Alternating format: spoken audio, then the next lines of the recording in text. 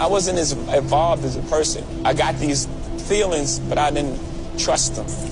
You know, it was early, and I was feeling things, and I was like, that ain't right. You know, I always had good instincts. It's like, that ain't right, but, you know, I was doing my thing, and, you know, new cars and girls, and I didn't really want to hear it at the time. And he was like, man, you fucking stupid, man. You wasting your talent. I thought he was jealous at the time.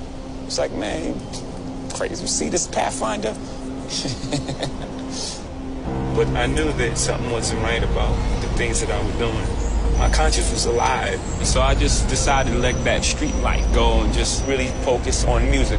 This is what I love to do. If I had my choice to be successful in the street or be successful making music, it would be making music. So let me treat it like that and give it my, you know, my all. And when I did, you know, it happened pretty much right away for me. When I dedicated 100